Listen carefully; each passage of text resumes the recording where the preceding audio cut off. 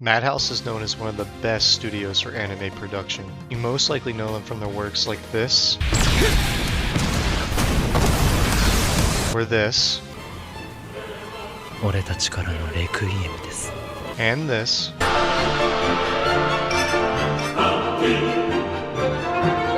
and if you're a real one, you might even recognize them for this.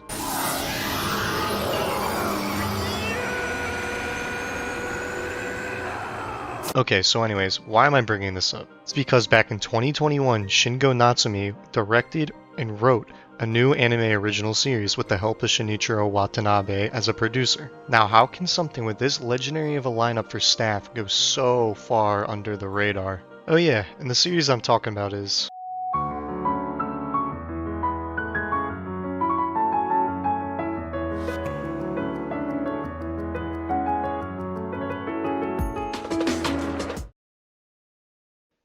Sonny Boy is a very stylistic and embracive work. While its art pops out and relays visual info easily, the subtleties of its story is far harder to gather. It's one of those stories where you get out the effort you put into it. The inherent ending of the anime is ultimately what you've deducted from the journey you've witnessed.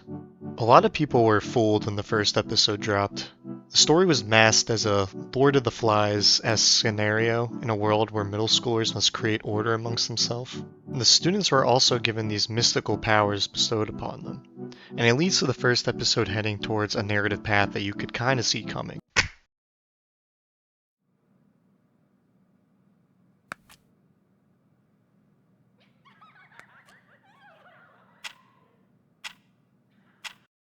You start the first episode with a group of kids in a classroom. There's no outside. There's nothing but void. We don't know how much time has passed since the school has been floating in the abyss, but we follow Nagara. He is our protagonist that we see the lens of this story through. He's very uninvolved with the ongoing circumstance, and you'll learn this how he is for a lot of the conflicts that arise. While trying to be uninvolved with the story, it ends up revolving around him. This middle school class feels very authentic. You have kids bickering over their new powers, who gets to call the shots. Everyone is splitting off, unfazed about the situation they're in. Everyone seems to be having different priorities. But things get tense as time starts to pass. With the chances of getting back home looking dire, things start to break out. Middle ground cannot be found on who gets to lead the ordeal, and these newfound powers end up leading to a fight. Two groups of students that have been butting heads the whole time, going to the roof, and everyone follows. A fight breaks out, and things get very serious. The very minimal sound design and just blank void setting the backdrop of the fight makes everything feel very eerie. And you start to realize things could get really real here, someone could die.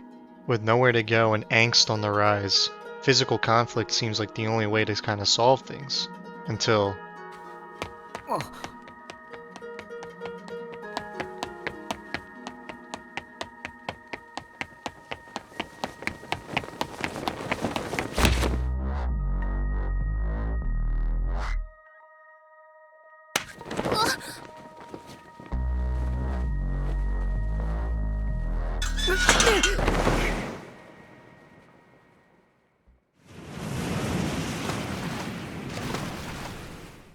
This is where Sonny Boy truly starts to show its hand. At the start of the second episode, they appear on a beach. They have now traversed to another new world that isn't their own. It seemed too simple, and now they might be farther than they were before. The main meat and potatoes of the story is traveling to these different worlds and how the different groups of the class respectively use the newfound info and tools at their disposal along with the different worlds that they can go back and forth from. These different worlds are just a tool to hold unique stories and themes about each student, kind of struggling with their insecurities.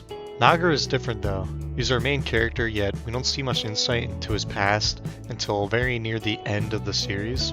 It's important that it's dealt with this way because it ultimately ends up explaining a huge reason how the teleporting in the different worlds comes into play. To continue with a spoiler-free discussion of the series, I want to focus more on the unique design choices that both the artwork and the storytelling follow.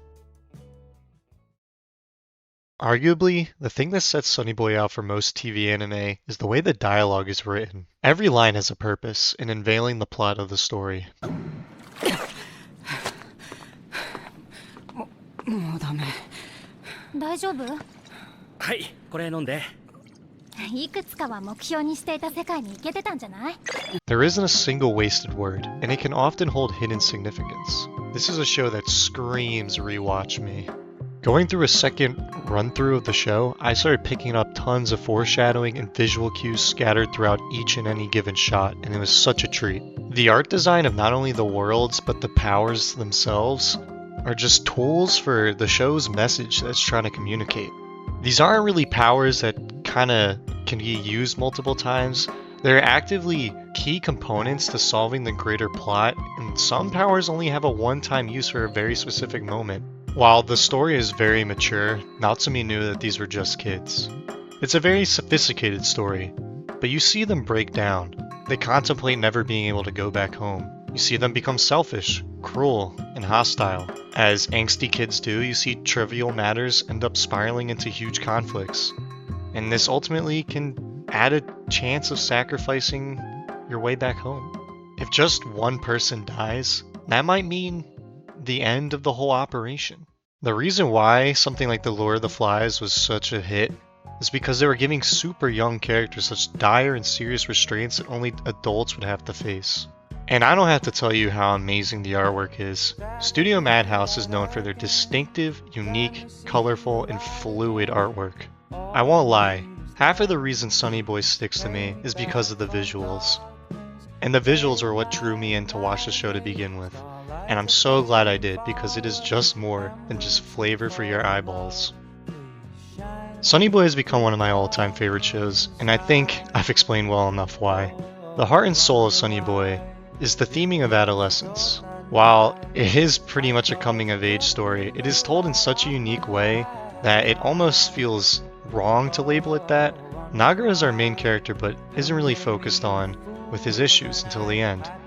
And boy, his issues end up being a lot more than what you would think compared to other characters, and it's really fascinating. The soundtrack is composed to fit each and every different stage of the story and all the different worlds they fit through. You have the ominous tracks of whenever a mystery is at play.